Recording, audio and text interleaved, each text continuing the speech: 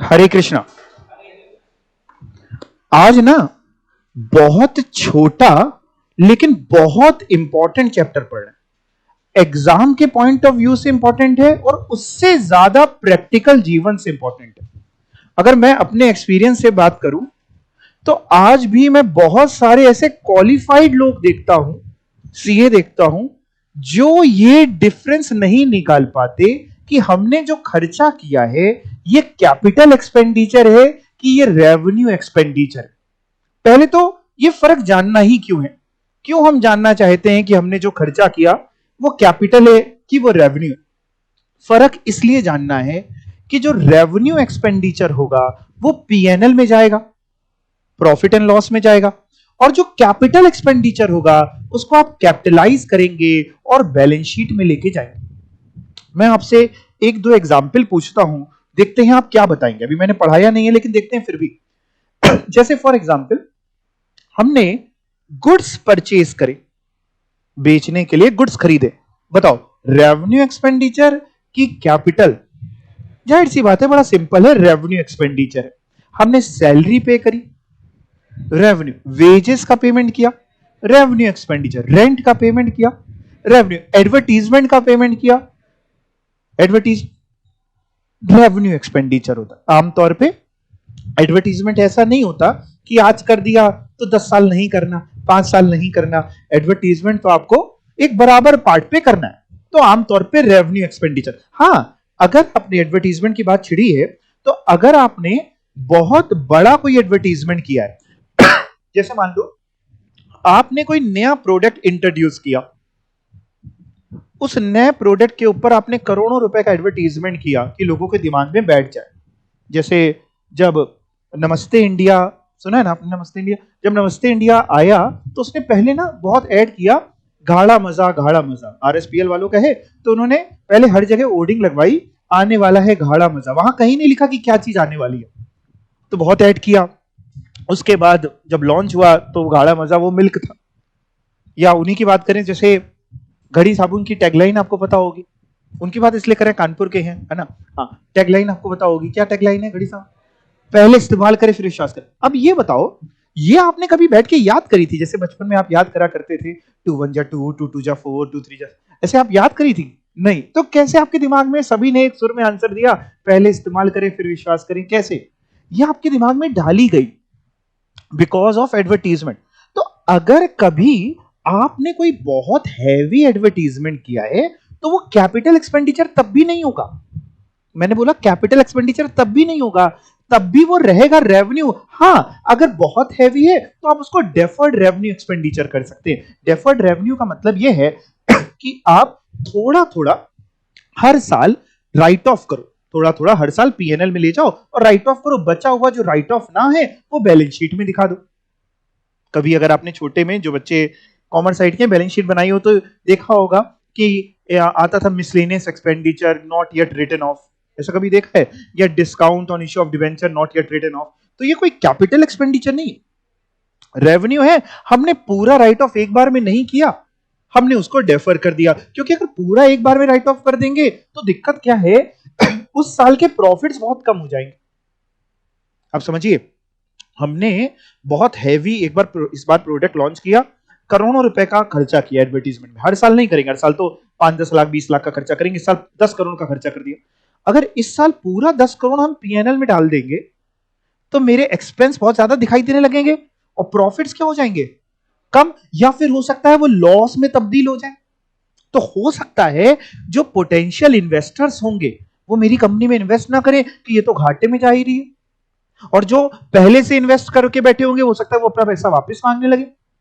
जबकि हमारा काम तो क्या है, as a accountant, as a chartered accountant, हम सबका काम है कि हम सही पिक्चर दिखाएं, जो है वो दिखाएं। अगर खराब है तो खराब दिखाएं, सही है तो सही, मतलब उसमें कोई भी लीप अप होती ना करें। इसलिए कैपिटल और रेवेन्यू का बहुत फर्क है कि आप उसको सही बेसिस पे डिफरेंशिएट कर पाए। जैसे मान लो मेरे पास कार है और मैं ना आपको मान लीजिए पढ़ाने अपने घर से यहां पे आता हूं, कार से आता हूं, और बीच में ना क्रॉसिंग पड़ती है कानपुर में, तो आप जानते हो रेलवे क्रॉसिंग।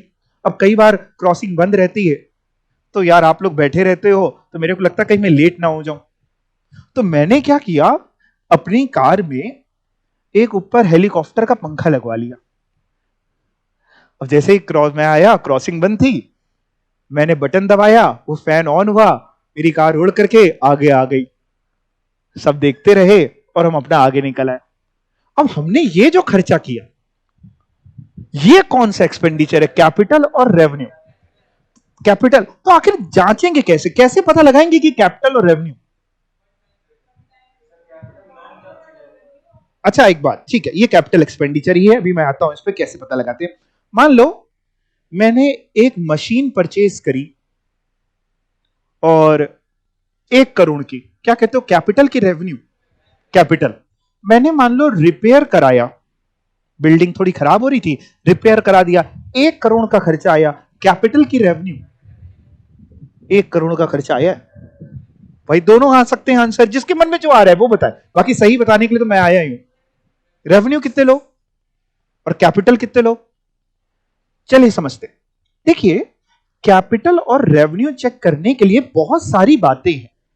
कोई लॉ तो है नहीं कि हम, या कोई कंडीशन की ये भी पूरी हो गई, ये भी पूरी हो गई, ये भी तो कैपिटल, या ये पूरी हो गई तो रेवेन्यू, ऐसा नहीं। आपको सबसे पहले एक वो चीज का इस्तेमाल करना है जो आजकल कॉमनली नहीं मिलती, बहुत अनकॉमन है। कौन सी चीज का इस्तेमाल करना है? कॉमन सेंस का। लाए हैं घर से? यानी आपको सबसे पहले अपना दिमाग लगाना है। हम जब भी कैपिटल और रेवेन्यू का डिफरेंशिएट करते हैं तो हम बहुत सी चीजें दिमाग में रखते हैं, लेकिन उस पर स्टिक नहीं करते कि केवल बिल्कुल यही अपना दिमाग बंद कर दिया, क्योंकि आफ्टर ऑल हम सब चार्टर्ड अकाउंटेंट हैं, या आप नहीं है तो बन जाएंगे। तो हमें अपना दिमाग भी लगाना है, यानी हम आपको यहां तरीके तो पढ़ाएंगे कि हमें नेचर ऑफ बिजनेस भी देखना है, हमें पर्पस ऑफ बिजनेस भी देखना है, हमें मैग्नीट्यूड ऑफ एक्सपेंडिचर भी देखना है, हमने कितना खर्चा किया, हमें देखना तो बहुत कुछ है, लेकिन तब भी हम अपना दिमाग भी लगाएंगे। तो जब भी हम नॉर्मली अमाउंट की बात बोलते हैं ना, तो बेटा जैसे हम लोग ने 1 करोड़ बोला, 1 करोड़ जाहिर सी बात है बहुत बड़ी रकम है, लेकिन सोचो ऐसा व्यापार जिसका टर्नओवर 50,000 करोड़ का है, उसके लिए 1 करोड़ छोटा हो जाएगा। भाई अमाउंट का मैग्नीट्यूड कितना है, ये तो एक रिलेटिव कंपोनेंट है, रिलेट करता है कि आपकी बाकी सेल्स कितनी, बाकी खर्चे कितने। जैसे सपोज करते हैं अंबानी साहब के लिए 1 लाख रुपए कौन सी बड़ी बात है, कोई बड़ी बात है नहीं, ठीक है। मेरे लिए बात करें तो थोड़ी बड़ी बात है, एक रिक्शे वाले के लिए बात करें बहुत बड़ी बात। तो आप समझे, अमाउंट पे हमें जाना है, ऐसा नहीं मैं कह रहा हूं कि अमाउंट को बिल्कुल ही नजरअंदाज कर देंगे, लेकिन अमाउंट एक बहुत छोटी चीज है, हमें बाकी भी चीजें देखनी। तो हमें क्या देखना है सर, वो बताइए। अगर किसी एक्सपेंडिचर से, पहले तो एसेट खरीदा तो कैपिटल एक्सपेंडिचर, इसके अलावा अगर किसी एक्सपेंडिचर से मेरी एफिशिएंसी इंक्रीज हो रही है तो वो कैपिटल एक्सपेंडिचर है।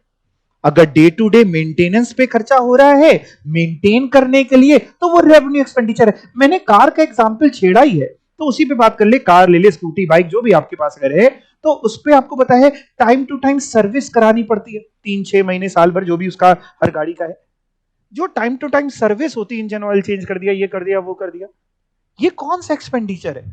रेवेन्यू। इससे उसकी कोई एफिशिएंसी नहीं बढ़ गई, मेरी वैगन आर कोई फरारी नहीं बन गई, है ना, तो वो रेवेन्यू है। और मैंने हेलीकॉप्टर लगाया तो उससे क्या, वो उसकी एफिशिएंसी इंक्रीज हुई, इसलिए वो क्या है, कैपिटल। तो ऐसा खर्चा जिससे एफिशिएंसी बढ़ रही है वो हमारा कैपिटल एक्सपेंडिचर। ऐसा खर्चा जिसको डे टू डे के लिए जरूरत है वो रेवेन्यू एक्सपेंडिचर। या फिर मान लीजिए मेरे पास एक मशीन है, मशीन रखी हुई है, उस मशीन का कोई पार्ट खराब हो गया, आमतौर पे होता है, हमने इंजीनियर बुलाया, उसने मशीन देखी, कहना सर ये पार्ट खराब हो गया। अब ये पार्ट मतलब जरूरी नहीं तुम इतना छोटा, छोटा बड़ा, छोटे बड़े से क्या फर्क पड़ता है कि नहीं, तो उसने वो पार्ट चेंज कर दिया। बताओ कौन सा एक्सपेंडिचर, कैपिटल और रेवेन्यू? Revenue expenditure. अगर पार्ट चेंज हो रहा है तो ये तो साहब एक रेगुलर एक्टिविटी है, व्यापार करोगे, प्रोडक्शन करोगे, कुछ ना कुछ तो खर्चे लगे रहेंगे, ये रेवेन्यू है। दूसरा एग्जांपल सुनो, मशीन थी, मशीन खराब हो गई, इंजीनियर आए, उसने कहा कि सर ये है, उसने सही कर दी। उसने हमसे कहा, इंजीनियर ने, कि सर मेरे पास मशीन थी पेन बनाने की, पेन बनाता था, उसने कहा सर ये कितने पेन बनाते हो अभी आप इससे? हमने कहा एक मशीन से दिन भर में 10,000 पेन बन जाते हैं। उसने कहा सर एक काम करते हैं, एक इसमें ना ये पार्ट लगा देते हैं, इससे ना आपके 12,000 पेन बन जाया करेंगे। उसने कहा एक पार्ट सर है, उससे ना अब 10,000 की जगह 12,000 पेन बन जाएंगे। हमने ठीक है लगा दो। उस पे जो खर्चा हुआ वो कैपिटल एक्सपेंडिचर। क्यों? क्योंकि उससे एफिशिएंसी इंक्रीज। या फिर कोई ऐसा खर्चा जो मेरे day to day working expenses को कम कर दे। मेरी बात को ध्यान से सुनना, ऐसा कोई खर्चा जो मेरे day to day working expenses को कम कर दे, वो भी कैपिटल एक्सपेंडिचर होता है। सर कहना क्या चाहते? आजकल चीजें जो हैं ज्यादातर ऑटोमेटिक हो रही है। हम इंसान जो है वो एआई के जमाने में जी रहे हैं, मशीन के जमाने में जी रहे हैं। मान लो सपोज करो अभी मेरे पास एक मशीन है, वो मशीन पे 10 वर्कर्स को लगना पड़ता है तब वो मशीन चलती है, किसी भी तरीके की मशीन है। मान लो उसमें कोई नई टेक्नोलॉजी आ गई कि सर ये सॉफ्टवेयर अपग्रेड कर देते हैं या ये पार्ट लगा देते हैं, तो अब ये काम ऑटोमेटिक हो जाएगा, करेगा, और 10 की जगह केवल मेरे को 2 वर्कर चाहिए होंगे। मैंने कहा लगा दो। एफिशिएंसी नहीं बढ़ी, पहले भी 10,000 पेन बन रहे थे, अभी भी 10,000 पेन बन रहे हैं, एफिशिएंसी वैसे नहीं बढ़ी, लेकिन मेरा डे टू डे खर्चा, वर्किंग कैपिटल एक्सपेंस कम हो गया। पहले 10 वर्कर की जरूरत थी, अब 2 की जरूरत है। ये भी कैपिटल एक्सपेंडिचर है। तो मैं फिर से बता रहा हूं, मैंने आपको जो रूल दिए ये कोई रूल थे ही नहीं, ये तो मिथ है। आपको अपना कॉमन सेंस लगाना है, दिल की सुननी है, ठीक है ना? नहीं तो हर चीज में विवाद होगा। सर क्यों कैपिटल रेवेन्यू क्यों नहीं, क्यों रेवेन्यू कैपिटल क्यों नहीं? तो पहले खुद की सुननी है और फिर काम करना है। जैसे मान लो सपोज करो, मान लो एक बहुत कॉमनली पूछा जाना, ज्यादातर एग्जाम में क्वेश्चन आता है, एक सिनेमा हॉल है, जाते हैं मूवी देखने, वहां पे मान लीजिए फायर डिपार्टमेंट ने कहा कि सर आपको यहां पे एक और एग्जिट बनानी पड़ेगी कि कल को खुदा ना खास्ता अगर कोई हादसा हो गया, कोई आग लग गई, तो लोगों के भागने के लिए एक और जगह होनी चाहिए ताकि वो निकल पाए। तो वहां पे क्या हुआ उन्होंने एक दीवार तोड़वाई और उसमें गेट लगवा करके फायर एग्जिट बनवा दिया। कैपिटल एक्सपेंडिचर की रेवेन्यू। आप समझ रहे हैं? डाउट अराइज होगा, तभी तो ये चैप्टर उठाया मैंने, क्योंकि ऐसा चार्टर्ड अकाउंटेंट आप सोचिए अगर हमने बाद में सीए बन गए। देखो डिग्री मिलने से, याद रखना, डिग्री तब मिलती है जब नॉलेज आती है, लेकिन तब भी ऐसा नहीं होता कि डिग्री मिलने से इंसान चेंज हो जाए। जैसे आपका 12th का रिजल्ट आया तो क्या आप एकदम से रिजल्ट आते ही कुछ और बन गए? आप हैं वही, नॉलेज उतनी ही है, तो नॉलेज काम आएगी। भैया कौन सा expenditure? This is a revenue expenditure, not capital expenditure. क्यों? इससे ना कोई एफिशिएंसी इंक्रीज हुई, ना कोई डे टू डे का खर्चा कम हुआ, ये तो एक जरूरत थी इसलिए हमने करा दी। दूसरा केस इसी में ही पिक्चर को थोड़ा रिवाइंड करते हैं। हम एक सिनेमा हॉल बनवा रहे थे, बढ़िया थिएटर बन रहा था, हमने फायर वाले को लाया, हमने कहा सब देख लो सही है, उसने कहा एक एग्जिट यहां भी बनवा देना। हमने कहा ठीक है, बन रहा था, हमने एक एग्जिट बनवा दी। अब उसमें जो खर्चा आया, अभी तो वो बन रहा है, कंस्ट्रक्ट हो ही रहा है पूरा, कौन सा खर्चा है? कैपिटल एक्सपेंडिचर, भी तो कंस्ट्रक्शन गोइंग ऑन है ना। एक और एग्जांपल, मैंने मार्केट से एक सेकेंड हैंड मशीन खरीदी, मशीन कार कुछ भी, सेकेंड हैंड का आजकल बहुत जमाना है, आप देख रहे हैं, है ना? तो सेकेंड हैंड एक मशीन खरीदी, कार मान लेते हैं, मैंने व्यापार के लिए एक सेकेंड हैंड कार खरीदी। उसमें थोड़ा सा क्या कहते हैं, जगह जगह पे स्क्रैचेस थे, हमने किसी को पता ना चल जाए कि सेकेंड हैंड है, हमने मार्केट से उसको बढ़िया पेंट करा लिया। उसका एसी खराब था, वो सही करा लिया, थोड़ा बहुत खर्चा कर लिया, टनाटन कवर वर अंदर चेंज करा लिए, बढ़िया। कौन सा खर्चा? कैपिटल और रेवेन्यू है? This is a capital expenditure. अगर आप सेकेंड हैंड मशीन ले रहे हैं, उस पे लेते समय जो भी खर्चा हो रहा है वो कैपिटल है। हाँ, बाद में जब जो और आप जब भी मेंटेनेंस करते रहेंगे वो सब खर्चा रेवेन्यू। एक और एग्जांपल, मान लो मैंने नई मशीन खरीदी, मेरा फैक्ट्री है कानपुर में, मेरी फैक्ट्री, और मुंबई से मशीन खरीदी। मशीन है 1 लाख की, मुंबई से यहां आने पे ट्रांसपोर्टेशन का खर्चा आया 5,000 का। ट्रांसपोर्टेशन समझते हैं ना, भाड़ा लग गया, फ्रेट लग गया, काटे, तो 5,000 का वो खर्चा आया। और यहां पे आकर के इंस्टॉल हुई, इंजीनियर वगैरह को बुलाया, 5,000 बोले गया।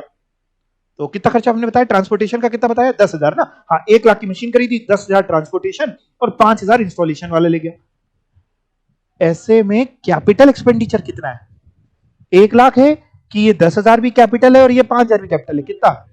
पूरा एक्सपेंडिचर कैपिटल एक्सपेंडिचर है। कोई भी एसेट जब तक पुट टू यूज नहीं हो जाता, सर क्या बोल गए?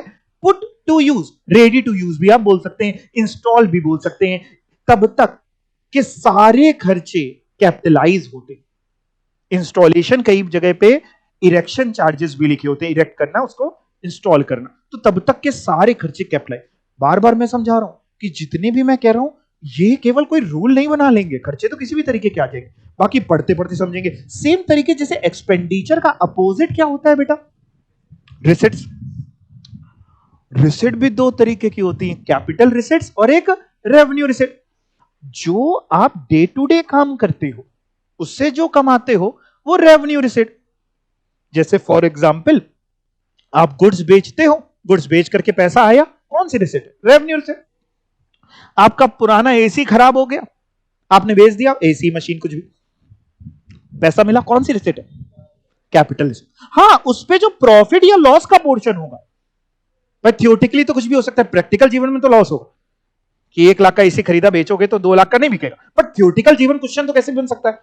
तो उसमें जो प्रॉफिट या लॉस होगा वो जाएगा पीएनएल में। ठीक है, क्लियर?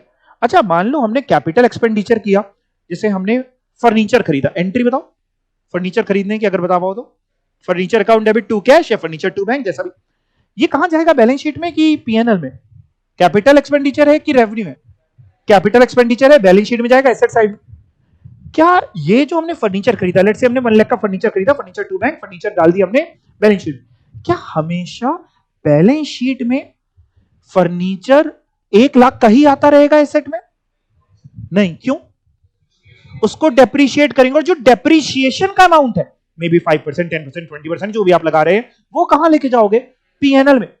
यानी अल्टीमेटली आज नहीं तो कल कैपिटल एक्सपेंडिचर भी जाता पीएनएल में ही है, पूरा एक बार में नहीं जाता, थोड़ा थोड़ा जाता, और रेवेन्यू पूरा एक बार में जाता है। जैसे सबको जाना वापस वही है। आप समझ रहे मेरी बात को? थोड़ी गहरी बात है ना? हम सबको आज नहीं तो कल, 100 साल बाद, 500 साल जाना तो है ही ना, मरना तो है ही ना सभी को।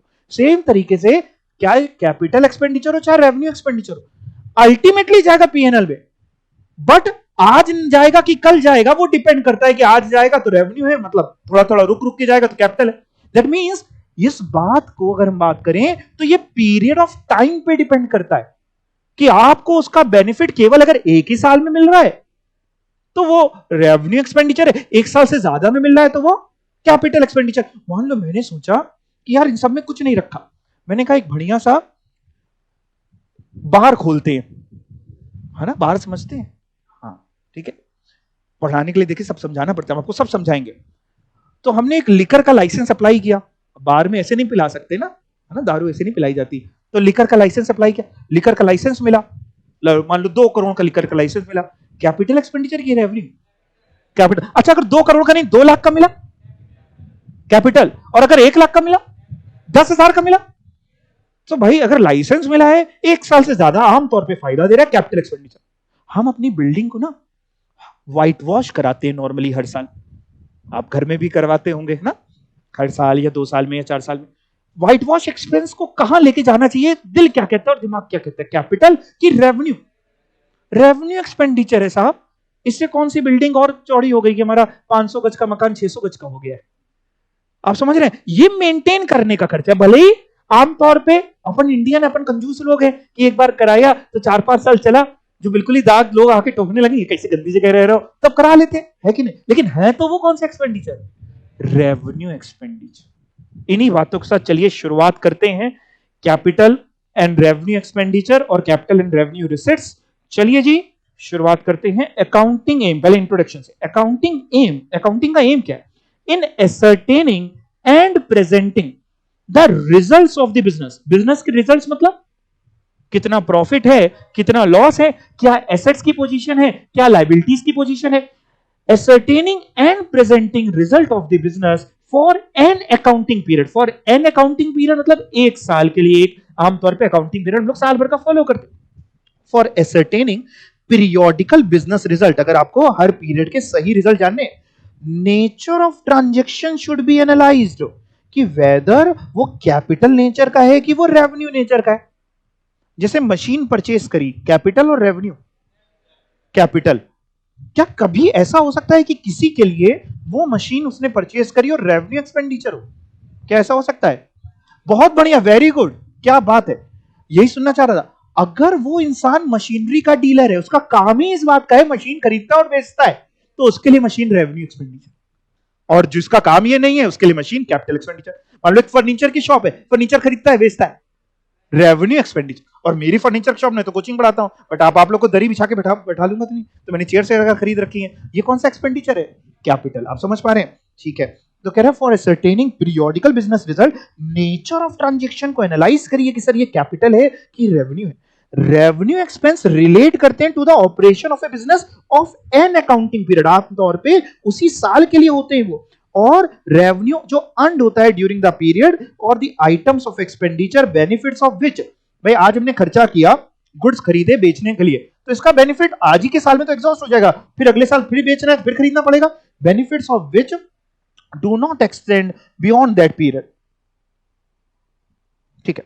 Capital expenditure on the other hand generate करता है एंड्यूरिंग बेनिफिट्स। एंड्यूरिंग मतलब लॉन्ग लास्टिंग बेनिफिट, एक साल से आमतौर पे ज्यादा बेनिफिट देता है कैपिटल एक्सपेंडिचर। एंड हेल्प करता है, मदद करता है रेवेन्यू जनरेशन में। मशीन खरीदी पेन बनाने के लिए, तो मदद कैसे करेगी? पेन बनेगा तभी तो बिकेगा, पेन बेच रहे मशीन थोड़ी ना बेच रहे हैं सर, और एक साल से आमतौर पे ज्यादा के लिए वो चलेगी। तो हेल्प करता है रेवेन्यू जनरेशन में over one more than one accounting period. Revenue expense must be associated with a physical activity of an entity.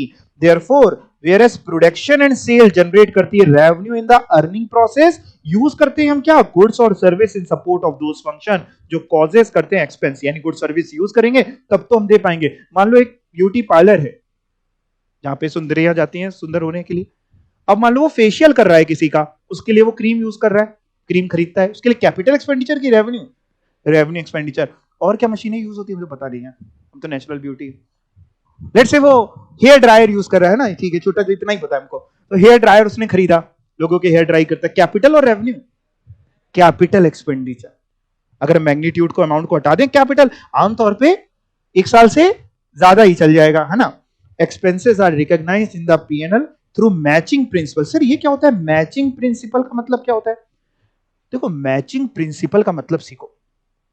हम जब प्रॉफिट एंड लॉस बनाते, जब हम पीएनएल बोलते हैं ना, तो तुम लोग सिर्फ पीएनएल मत सोचा करो, ट्रेडिंग पीएनएल दोनों होता है। अब हम बोलते हैं जैसे पीएनएल है तो ट्रेडिंग पीएनएल दोनों। अब तो जो कंपनीज बनाती है, जो कंपनीज एक्ट का नया फॉर्मेट है, जो अब अगले लेवल पे जाएंगे तो पढ़ाएंगे, तो उसमें तो ट्रेडिंग बनता ही नहीं है, पीएनएल ही बनता है। जब हम पीएनएल बोले तो हम ट्रेडिंग पीएनएल दोनों की बात करें, ठीक है। जब हम पीएनएल तो समझते हो ना, प्रॉफिट एंड लॉस।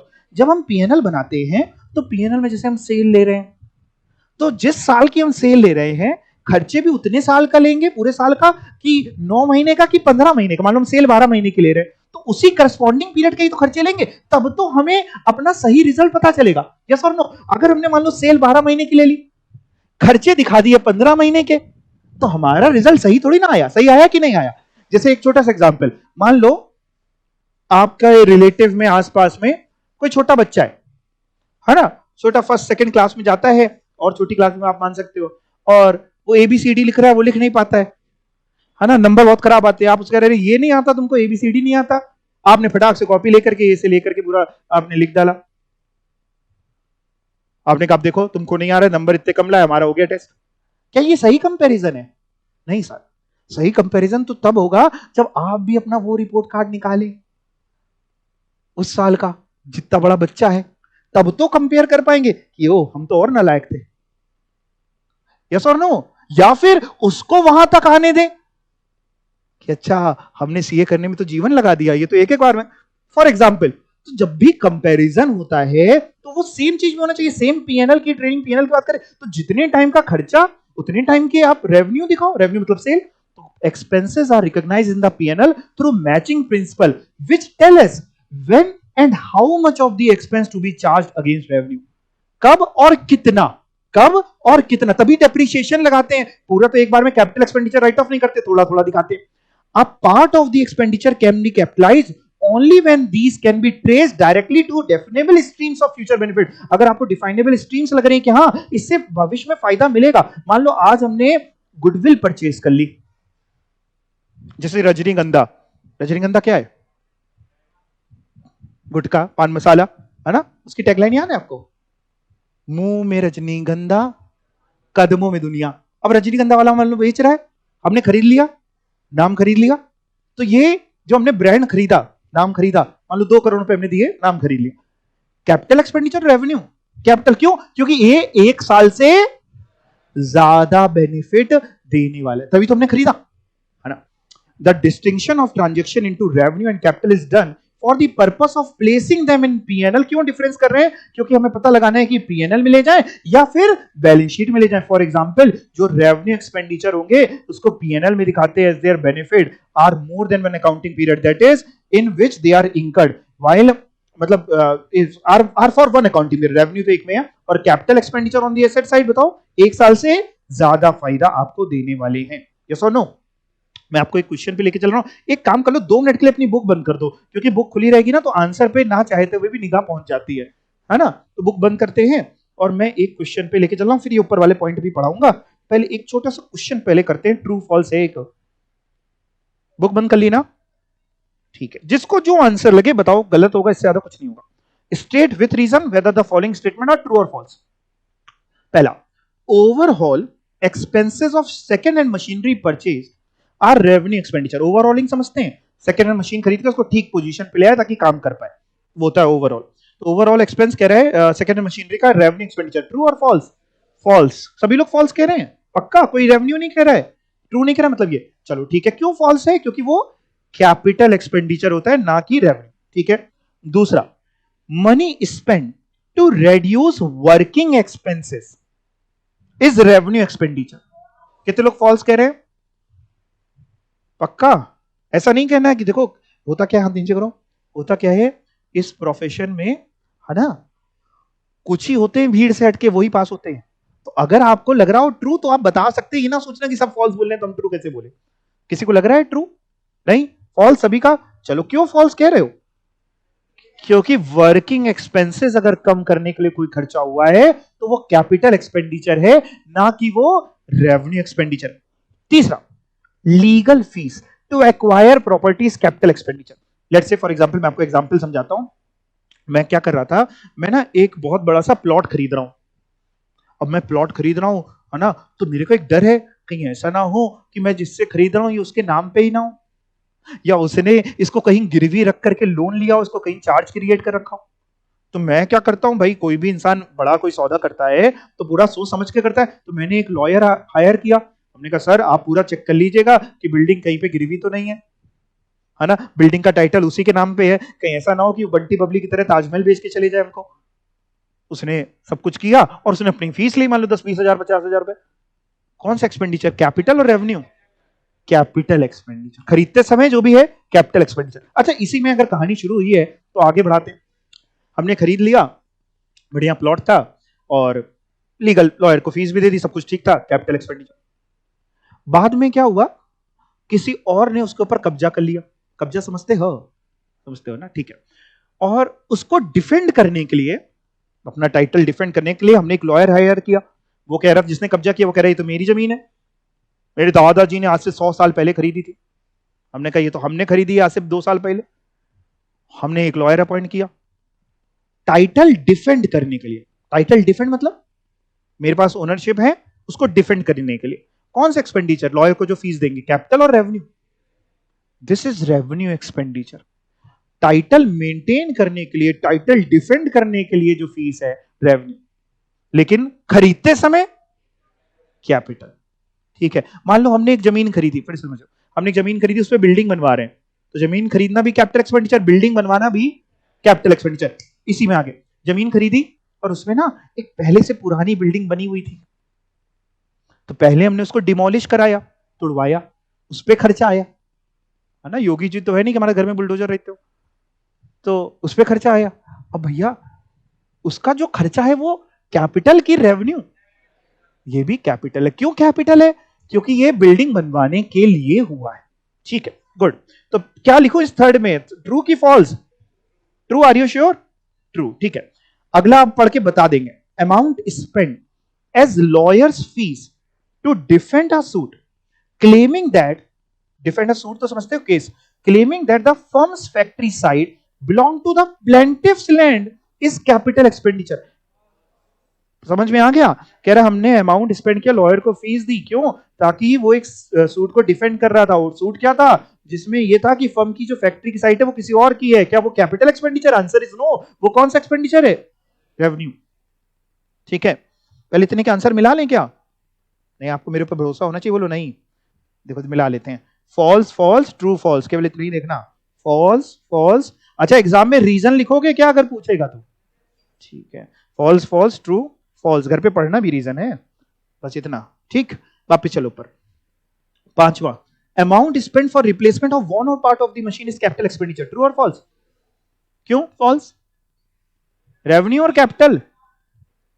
क्यों? अच्छा क्यों? अगर रेवेन्यू, पार्ट रिप्लेस हो रहा है, वॉन आउट मींस खराब हो गया पार्ट, अगर मशीन रिप्लेस कर रहे होते तो कैपिटल होता। बिल्कुल ठीक है, यानी ये क्या है?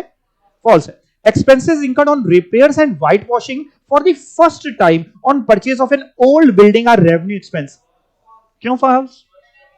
पहली बार आपने खरीदी तो अपने हिसाब से उसको कराओगे, है ना, तो वो कैपिटल एक्सपेंडिचर है, ना कि रेवेन्यू, ये भी फॉल्स।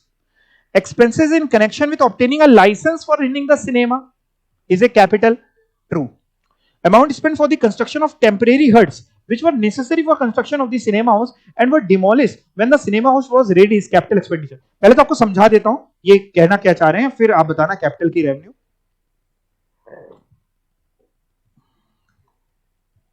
होता क्या है बेटा, जितनी भी बड़ी बड़ी बिल्डिंग, पहले समझ लो कॉन्सेप्ट समझ लो क्या है, जितनी भी बड़ी बड़ी बिल्डिंग्स बनती है ना, जैसे उसमें कानपुर मान लो जेड स्क्वायर है ना, तो ये मॉल जब बना तो इतना बड़ा मॉल एक दिन में तो बनता नहीं है, तो किया क्या जाता है, पहले एक टेम्परेरी स्ट्रक्चर बनाया जाता है, मेन जगह पे नहीं, जो पार्किंग वार्किंग की खुली जगह होती है वहां पे ना एक टेम्परेरी हट टाइप वगैरह का बना देते हैं, हट टाइप का या ईंटे से या वुडन वर्क से। क्यों? जिसे सामान खरीदा जाएगा, सीमेंट वगैरह खरीदी जाएगी, इसको कहां रखेंगे?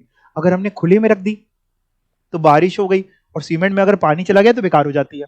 या हो सकता है कि हमें इतने ज्यादा वर्कर्स की जरूरत हो, हम बाहर से कहीं से लेके आए हो, बिहार वगैरह से या कहीं से, जहां में थोड़ा चीप पड़ा या सही मिले वहां से ले आए, उनको बेचारों को कहां ठहराएंगे?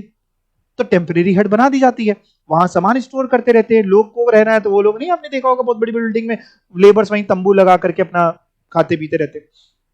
उसके बाद जब बन जाती है तब फिर वो हटा दी जाती है। भाई चांद में दाग अच्छा लगता है, जेड स्क्वायर में अगर वो हट होगी तो आपको अच्छी नहीं लगेगी ना, फिर उसको हटा दिया जाता है, तुड़वा दिया जाता है, उसको पार्किंग वाली स्पेस को सही कर दिया जाता है, हटा दिया जाता है। वो जो खर्चा हुआ टेम्परेरी हट वगैरह, क्या वो जरूरी था बिल्डिंग बनाने के लिए? आंसर इज यस, बिना उसके कैसे करते था? तो वो खर्चा क्या कैपिटल एक्सपेंडिचर है कि रेवेन्यू है? कितने लोग कह रहे कैपिटल है? वेरी गुड, सब सही कह रहे हैं, कैपिटल एक्सपेंडिचर है। अब पढ़ के देखते हैं क्या लिखा है। Amount spend for the construction of temporary huts, क्यों हट बनाई? Which were necessary for construction of cinema house and were demolished when the cinema house was ready, capital expenditure. Yes और नो? ट्रू, ट्रू है। ठीक है, तो आपको मिलाने हो तो 5 तक मिला लिए थे, 5 तक मिला लिए थे ना, कहां तक मिला लिए? 4 तक मिला लिए थे, 5th से मिला लो आप। False false true true, false false true true. अंदर एक्सप्लेनेशन घर पे पढ़ना, जितना आप पढ़ोने की आदत डालोगे।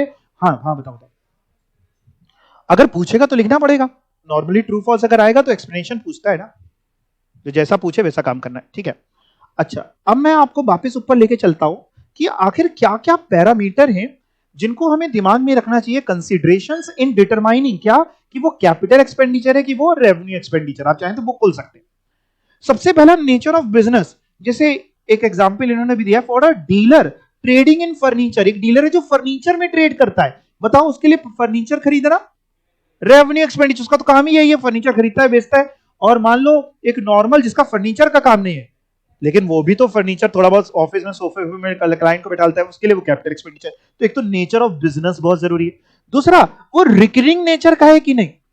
एक बात ध्यान रखना, मैं बार बार कह रहा हूं, मैं आपको ये पॉइंट पढ़ा रहा हूं, आपको ई पॉइंट तक दिए हैं 5 पॉइंट, लेकिन इन 5 पॉइंट केवल आपको हेल्प करने के लिए है, बाकी आपको अपना कॉमन सेंस लगाना है।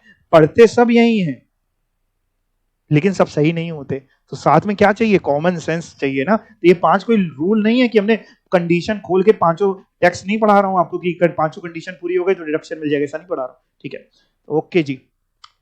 रिकरिंग नेचर, अगर आपको लग रहा है कि वो खर्चा रिकरिंग नेचर का है तो कौन सा? रेवेन्यू, हर साल हो रहा है, 6 महीने में हो रहा है, 2 महीने में हो रहा है। और रिकरिंग नेचर का नहीं है तो फिर capital expenditure.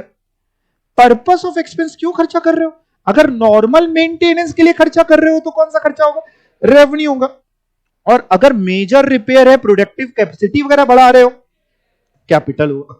Effect on generating revenue, revenue generating capacity. अगर उससे आपकी रेवेन्यू जनरेटिंग कैपेसिटी इंक्रीज हो रही है, जैसे पेन बनाने वाला एग्जांपल दिया, 10,000 की जगह 12,000 पेन बन जाएंगे, तो कैपिटल एक्सपेंडिचर नहीं इंक्रीज हो रही तो नहीं। और आखिरी में लिखा है जानबूझ के इन्होंने भी, materiality of the amount involve. Materiality मतलब क्वांटम, वॉल्यूम, कितना अमाउंट इन्वॉल्व है, कितना पैसे खर्चा हुआ। बट अगेन ये सबसे लीस्ट पॉइंट है हमारे दिमाग में रहने के लिए। सिर्फ अमाउंट देख करके हम नहीं जज करते कि कैपिटल है कि रेवेन्यू। एक चीज ये भी देखते हैं, लेकिन सिर्फ ये नहीं देखते। इतनी बात समझ गए? क्या हुआ? नहीं, टाइम काहे पूछ रही हैं? बोरियत हो रही का? अगर बोर हो तो बता दीजिए, हम नाच वाच के भी दिखा देंगे। नहीं, बोरियत तो नहीं हो रही ना, तो फिर पढ़ते हैं।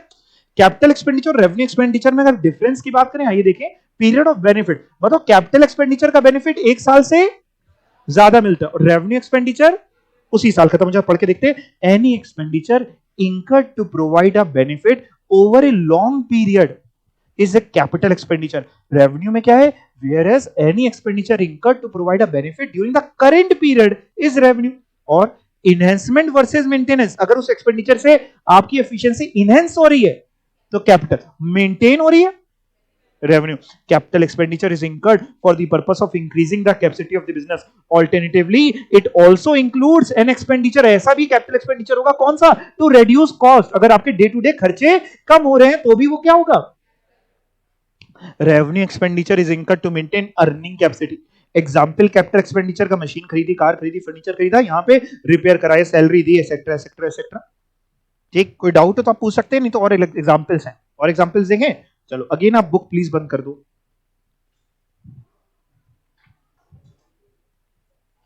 हाँ जी, चलिए, सभी के दिल से जो आवाज है वो बताना। State with reason whether the following are capital और रेवेन्यू एक्सपेंडिचर। इन ट्रू फॉल्स नहीं है ये, हमको ये बताना है कि कैपिटल एक्सपेंडिचर है कि रेवेन्यू, और एग्जांपल में रीजन के साथ बताओ।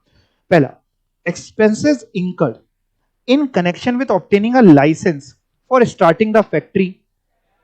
कैपिटल, क्योंकि लाइसेंस वगैरह के बिना तो आप फैक्ट्री स्टार्ट कर ही नहीं सकते। बिल्कुल ठीक आप कह रहे हैं, कैपिटल एक्सपेंडिचर है। अगर आप इसका आंसर पढ़ना चाहें तो हम ऊपर कर देते हैं। Money paid 10,000 for obtaining licence is a capital expenditure. This is an item of expenditure incurred to acquire the right to carry on the business. Right मतलब अधिकार, बिना इसके हम बिजनेस शुरू नहीं कर सकते। दूसरा, 1,000 paid for removal of inventory to a new site. Stock रखा था एक जगह पे, खराब हो रहा था, लेट से हमने लेबर को बुलाया, हमने कहा ये उठा करके वहां रख दो, 1,000 रुपए दे दिए, या दूसरी साइड पे पहुंचा दिया। कैपिटल एक्सपेंडिचर, एफिशिएंसी इंक्रीज हो गई। कि रेवेन्यू एक्सपेंडिचर, दिल से क्या आवाज आती? कैपिटल वाले कितने? Capital expenditure. ओके, और रेवेन्यू एक्सपेंडिचर, चलिए देखिए भाई साहब, ये रेवेन्यू एक्सपेंडिचर है, इससे ना आपकी एफिशिएंसी इंक्रीज हुई है, ना डे टू डे का कोई खर्चा कम हुआ है। ये तो आमतौर पे होता ही रहता है, ये नहीं इधर नहीं उधर रख दो, तो लेबर को आप पैसे देते ही रहते हैं, तो ये कैपिटल एक्सपेंडिचर में नहीं आएगा। सर इस पे क्या करना है, क्या लगाना है? अपना दिमाग, अपना कॉमन सेंस। बाकी तो आमतौर पे ऐसा होता है, मैं आपको बताऊं एक और अंदर की बात, किसी को बताना नहीं। एक बार आपने समझ लिया है ना, घर पे काफी बार प्रैक्टिस कर ली, एग्जाम में घूम फिर के इसी तरीके के क्वेश्चन आते हैं। एग्जाम में थोड़ी ना पूछ लेगा कि अमिताभ बच्चन ने अपने बालों में कलर कराया, बताओ कैपिटल एक्सपेंडिचर की रहे। घूम फिर के आएंगे यही सब। तो आप जब पहली बार में हो सकता है गलत हो, लेकिन एक बार समझ लिया, घर पे 4-5 बार 6 बार रिवाइज कर लिया, तो फिर तो आप ठीक ही रहेंगे ना। क्लियर? ये अंदर की बात है, बताना नहीं किसी को। तो रेवेन्यू की कैपिटल, रेवेन्यू एक्सपेंडिचर है। 1,000 paid for removal of inventory to a new site is a revenue expenditure. This is neither bringing enduring benefits nor enhancing the value of the asset. Rings and pistons of an, third वाला पढ़ो, rings and pistons of an engine were changed at a cost of 5,000 to get fuel efficiency. Engine में rings and pistons लगते हैं, उसको change कर दिया ताकि fuel efficiency बढ़े। मान लो कार है, पेट्रोल ज्यादा पी रही थी, अब रिंग एंड पिस्टन चेंज हो गया। क्या होगा? कैपिटल और रेवेन्यू? कैपिटल वाले कितने? ओके, और रेवेन्यू वाले? रेवेन्यू कोई नहीं। सही आंसर इसका,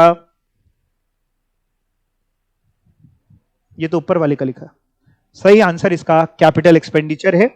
अगर यहां पे ये ना लिखा होता टू गेट फ्यूल एफिशिएंसी, तो हम इसको रेवेन्यू में ले जाते, लेकिन जब ये लिख रहा है एफिशिएंसी इंक्रीज हुई, तो कैपिटल एक्सपेंडिचर होना चाहिए। देखते हैं इसका answer. 5,000 spent in changing rings and pistons of engine to get fuel efficiency is a capital expenditure. This is an expenditure on improvement of physical asset. It result in increasing profit earning capacity of the business by cost reduction. ठीक है, आया ना समझ में? Fourth, money paid to महानगर telephone निगम limited MTNL. जैसे अपन ने, क्या आपने बीएसएनएल सुना होगा? सुना है ना भाई साहब? नहीं लगता। यही फुल फॉर्म है उसका? नहीं, क्या है फिर? भारत संचार निगम लिमिटेड, है ना। जैसे बीएसएनएल है वैसे मुंबई वगैरह में ना महाराष्ट्र साइड एमटीएनएल चलता है। अब तो देखो आपके यहाँ शायद नहीं होगा, लैंडलाइन फोन है, बहुत ही कम लोग अब जो हैं जिनके यहाँ लगे हुए हैं, तो स्टेटस सिंबल के तौर पे भी कुछ लोगों ने लगवा रखे हैं, बाकी सबने हटवा दिया, मोबाइल और इन सबका जमाना है। तो जैसे ये लगाओ ना, तो ये लोग ना आमतौर पे क्या करते हैं, सिक्योरिटी डिपॉजिट ले लेते हैं और फिर आगे कुछ बिल उससे एडजस्ट करते रहते हैं, या नहीं एडजस्ट करते तो बाद में जब आप कटवाओगे तो रिफंड कर देते हैं। तो अब ये पॉइंट क्या है, मनी पेड, इसमें थोड़ा सा क्या कहते हैं, इन्होंने क्लियर इंस्टीट्यूट ने नहीं किया है, पढ़ते हैं देखते हैं क्या चीज। Money paid to MTNL 8,000 for installing telephone in the office. 8,000 रुपए हमने पे किया इंस्टॉल कराने के लिए, बट आमतौर पे ये इन्होंने क्लियर नहीं किया कि ये क्या है। तो आमतौर पे अगर ऐसा दिया होगा तो हम ये मान के चलेंगे, हमारी एजम्पशन है। क्योंकि देखो आपको बताऊं, मेरा पढ़ाने का जो तरीका है वो क्या है, जब तक इंस्टीट्यूट कंप्लीटली रॉन्ग नहीं होगा, हर चीज के हो सकता है कभी कई बार दो रास्ते हो कि ये भी ठीक है ये भी ठीक है, लेकिन अगर इंस्टीट्यूट कह रहा है कि ये ठीक है तो मैं आपको जबरदस्ती नहीं अपनी तरफ लेके जाऊंगा कि नहीं यही करके आना, ये गलत करके आना, क्योंकि हम उससे लड़ाई नहीं करनी, नंबर उसने देने। हाँ, अगर कोई कुछ ऐसे भी आएंगे चैप्टर जिसमें कुछ ऐसी चीजें होंगी जो गलती होंगी, बिल्कुल वहां पे मैं आपको करेक्ट कराऊंगा। बट यहां पे दोनों व्यूज हो सकते हैं। एक व्यू ये हो सकता है कि अगर सर ये एज अ सिक्योरिटी डिपॉजिट हमने लिया है तो ये कैपिटल एक्सपेंडिचर है जो कल ना आज नहीं तो कल हमें रिफंड मिल जाएगा। दूसरा ये हो सकता है कि सर हमने इंस्टॉल किया है और आगे जो भी बिल्स आएंगे हर महीने उसमें से एमटीएनएल वाले इसको एडजस्ट करते रहेंगे, तो फिर ये कौन सा एक्सपेंडिचर, रेवेन्यू। या फिर ये भी हो सकता है एक व्यू कि सर ने इंस्टॉल किया तो आज तो कोई खर्चा है नहीं, हाँ आगे जैसे जैसे खर्चा होता जाएगा तब रेवेन्यू होगा। आप समझ रहे हैं व्यू कि अभी तो कोई खर्चा हुआ ही नहीं, अभी तो पैसे दिए, बिल ही कहां आया। आपका इंस्टीट्यूट इस व्यू पे देता है ये आंसर, इस तरीके के क्वेश्चन के। इस पे मैं आपको आंसर पढ़ाता हूं, पहले फोर्थ ही पढ़ना प्लीज, 5 ना पढ़ना, ऊपर इसलिए कर दिया पीछे तक देता रहे। Money paid with MTNL for installation of telephone in office is not an expenditure. करे ये भी खर्चा ही नहीं हुआ। क्यों नहीं खर्चा हुआ? अगर हम इसको सिक्योरिटी डिपॉजिट माने तो भी नहीं खर्चा है, और अगर हम उसको माने कि बिल में एडजस्ट करेगा तो भी खर्चा नहीं हुआ, क्योंकि भी तो हमने जमा किया, भी तो बिल आएगा जब आप बात करेंगे हाँ कैसे हो, हाँ कैसे हो, तभी तो बिल जनरेट होगा। This is treated as an asset and the same is adjusted over a period of time against actual telephone bills. Clear हो गया? तो यानी ये ना कैपिटल एक्सपेंडिचर कह रहा है ना रेवेन्यू। तो इंस्टीट्यूट की बात ही हम भी फॉलो करेंगे, हम एग्जाम में अपने मन से और कुछ नहीं लिख के आएंगे। वापिस ऊपर चलते हैं। हाँ बेटा। नहीं भाई साहब, अभी तो ये एक तरीके का आप कह सकते हैं कि एक्सपेंडिचर ही नहीं हुआ, जिसको आपने छोटे में प्रीपेड एक्सपेंस टाइप पढ़ा था उस तरीके का मान लो। बट अभी तो बिल जनरेट ही नहीं हुआ, अभी तो हमने जमा कर दिया कि ठीक है बाद में आप काटते रहना। आप समझे मेरी बात को? इसलिए ये कैपिटल नहीं हुआ। फिफ्थ पॉइंट, कुछ ऐसी चीजें होंगी, देखो इतने पॉइंट्स में 100 पॉइंट मालूम पड़ते हैं तो 90 पॉइंट्स ऐसे होंगे जिसमें हमारा और आपका एक ही विचार होगा, एक ही व्यू होगा। 10 तो ऐसे होंगे ना जिसमें हमारा और आपका अलग होगा, उसीलिए तो आप यहां पे आए हैं। फिफ्थ, तो कुछ चीजें गले के नीचे उतारनी पड़ेंगी। Fifth, a factory shade was constructed at a cost of rupees 1 lakh. A sum of rupees 5,000 had been incurred in the construction of temporary huts for storing building material. कौन सा, 1 लाख वाला कि 5,000 वाला? 5,000 वाला कैपिटल एक्सपेंडिचर और 1 लाख दोनों ही capital expenditure की category में आनी चाहिए। देखते हैं क्या है। Cost of construction of A building including cost of temporary huts is capital expenditure. Building is fixed asset which will generate enduring benefit to the business over more than one accounting period. Construction of temporary huts is incidental to the main construction and such cost is also capitalized with the cost of building. कोई doubt किसी को? और देखें अगला question दिख रहा है पीछे तक? हाँ, फोर्थ वाला एक बार फिर से बता देते हैं। फोर्थ वाला सिंपल है, वैसे थोड़ा सा इंस्टीट्यूट को और क्लियर करना चाहिए था, लेकिन तब भी हम लोगों की जो एजम्पशन है वो ये है, हमने टेलीफोन लगवाया एमटीएनएल से जिसको अभी हमने 8,000 रुपए दिए, और इसके अंदर जो लाइन नहीं लिखी है जो लिखनी चाहिए, लेकिन हम लोग समझ रहे हैं पर्दे के पीछे क्या है। इसके अंदर एक लाइन लिखी है जो आपको दिख नहीं रही, दिख रही है कोई लाइन? लेकिन अब दिखेगी, देखना ध्यान से। इसके पीछे एक लाइन लिखी है कि एमटीएनएल वालों ने आज हमसे 8,000 रुपए लिए जो वो आगे बिल में एडजस्ट करते जाएंगे। एमटीएनएल वालों ने हमसे तो 8,000 ले लिए, बट हमसे किसी ने आज ले लिए तो खर्चा नहीं हो जाता। मैं आपको समझाता हूं। जैसे आपको एक छोटा एग्जांपल देता हूं। आजकल अपार्टमेंट्स फ्लैट्स वगैरह का जमाना है ना? तो वहां पे मेंटेनेंस जाता है 1000, 1500, 2000, 2500, 5000, 10,000, जिसकी जैसी सोसाइटी। और मान लीजिए कोई इंसान पैसे वाला है, 10,000 रुपए मेंटेनेंस जाता है, उसने पूरे साल की चेक 1,20,000 एक बार में काट दी, तो क्या ये पूरा एक्सपेंडिचर बुक हो जाएगा? Answer is no. या मान लो उसने 10 साल का पैसा दे दिया, ये लो 10 साल कम से भी ले लो, हमसे 10 साल परेशान ना करना, पैसा ही पैसा है। ये एक्सपेंडिचर नहीं हुआ। क्यों? क्योंकि वो पीरियड अराइज ही नहीं हुआ। क्लियर?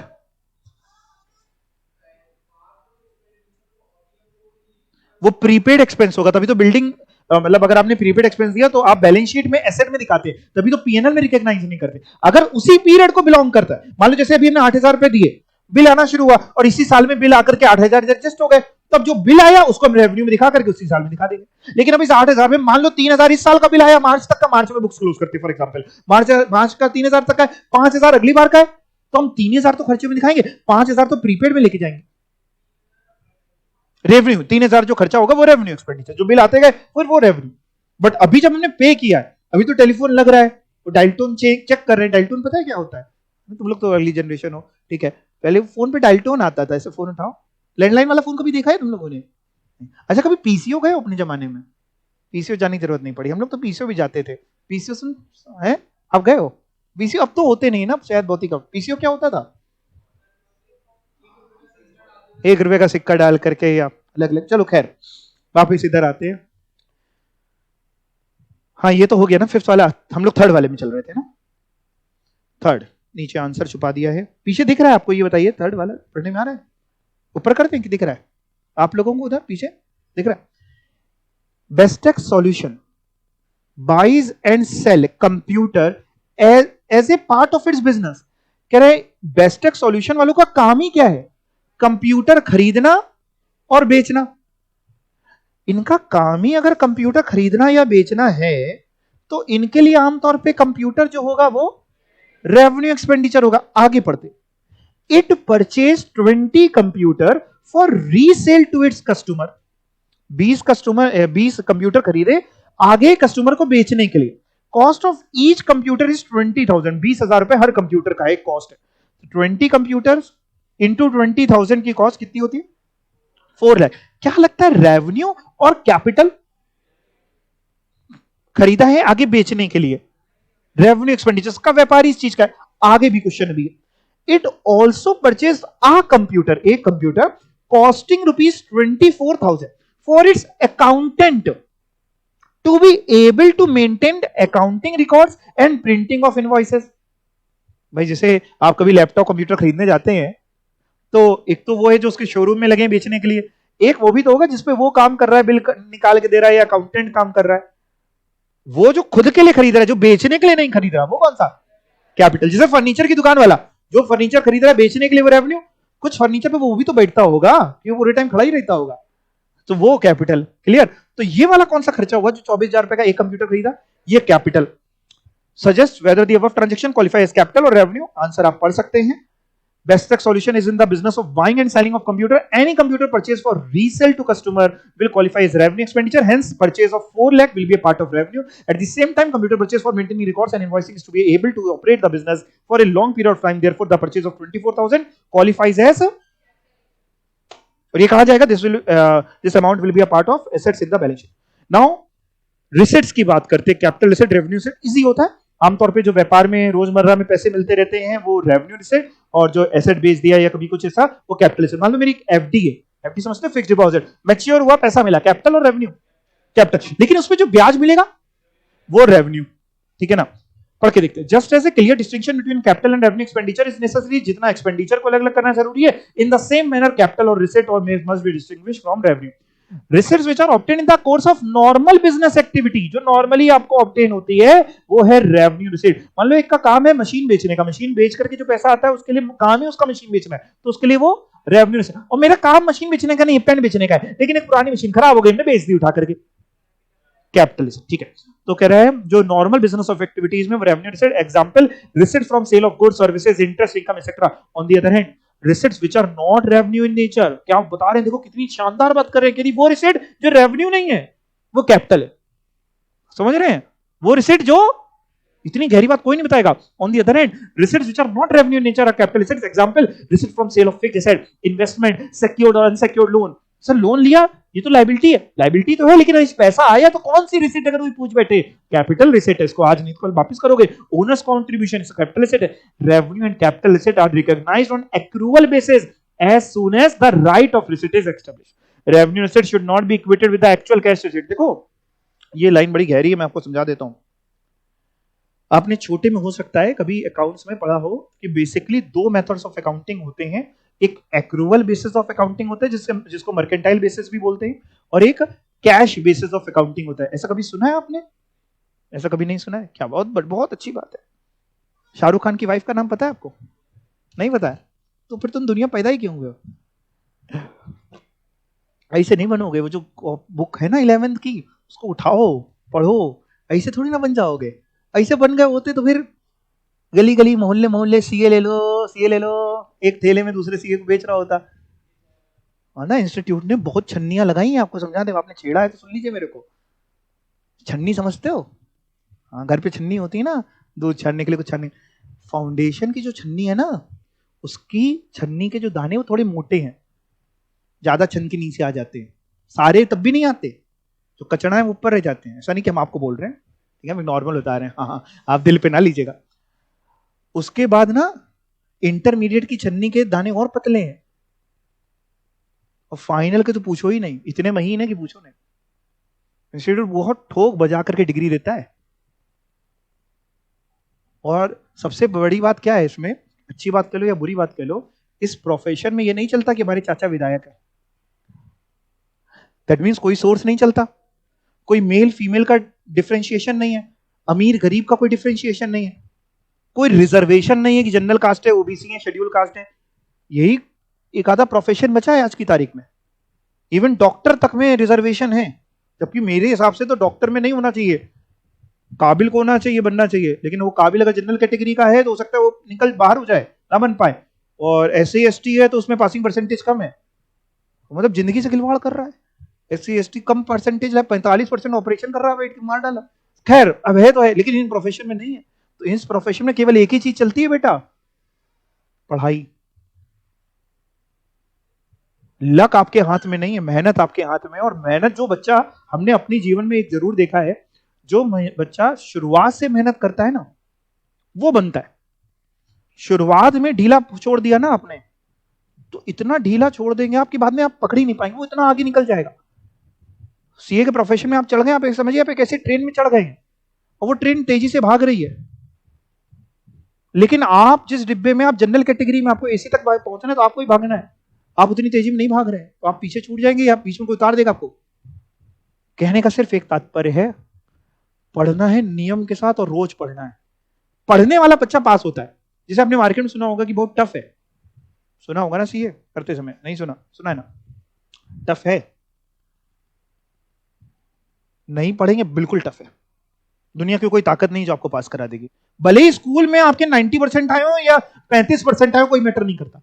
पढ़ लेंगे तो सीए बन जाएंगे, नहीं पढ़ेंगे तो नहीं बनेगा. इवन यहां पे ना ये इंस्टीट्यूट की एक बहुत अच्छी चीज हमने देखी है कि बहुत ज्यादा राइटिंग भी मैटर नहीं करती.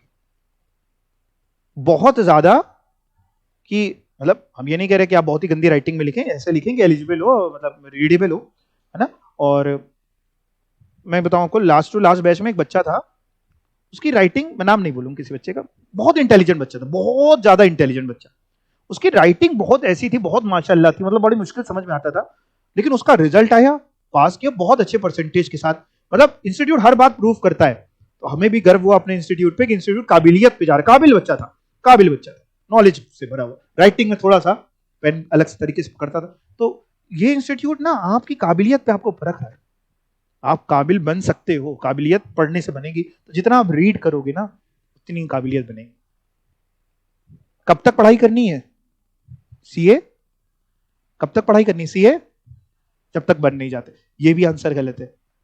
अब आप जिस प्रोफेशन में आ गए, एक और कठोर सच्चाई सुन लो, पढ़ना जीवन भर है. सीए बनने के बाद भी पढ़ना पड़ेगा भाई. नई नई अमेंडमेंट्स आएंगी. अब जैसे मान लो जीएसटी तो 1 जुलाई 2017 से आया, अब तो काफी साल हो गए, लेकिन उससे पहले के जो सीए थे हम लोग, तो क्या हमने जीएसटी के लिए कोई कोचिंग ज्वाइन कर ली बैठ करके? पहले एक्साइज, कस्टम, सर्विस टैक्स, ये सब था, कस्टम तो आज भी है। तो भाई लॉस चेंज होते रहेंगे। आपको सीए बना रहा है इंस्टीट्यूट की पढ़ने की काबिलियत दे रहा है, रट्टू तो थोड़ा ना बना रहा है कि कंपनी जब 1956 बैच पास होकर के कोई सीए बना था, आज 2013 आ गया तो वो कहता नहीं 2013 थोड़ी ना आता, हम तो 1956 वाले। या कोई जब पहले के सीए थे बने थे जो इतने कंप्यूटर लैपटॉप नहीं जानते थे, आज के वो जानते नहीं, वो करते हैं। करना पड़ेगा आपको, जमाने के साथ बढ़ना पड़ेगा, आगे नहीं बढ़ेंगे तो पीछे रह जाएंगे। पढ़ना जीवन भर पड़ेगा। आप इनकम टैक्स में प्रैक्टिस करना चाहें, इतने सारे केस लॉज होते हैं, हमको पढ़ने पड़ेंगे। क्या केस लॉ है, किस बात पर लड़ाई करी जा सकती है कि भैया ये इस केस में ऐसा हुआ था, इस केस में ऐसा। हर सीए जितना नॉलेजेबल है, जितना काबिल है, सब पढ़ाई करते हैं। पढ़ाई करना कोई बुरी बात नहीं। तो अभी से आपको शुरू कर देनी चाहिए ये हैबिट। जिसको लग रहा है कि गलत प्रोफेशन में आ गए वो छोड़ सकता है। हाँ, जॉब में अगर जाओगे सीए बनने के बाद, एक रूटीन नेचर की जॉब में चले गए, है ना, जॉब में चले गए रूटीन नेचर की, तो वहां पे थोड़ा बहुत वहां भी पढ़ना पड़ेगा, लेकिन तब भी एक रूटीन काम समझा दिया गया, आपको समझ में आ गया, फिर आप उसी में लगे रहे।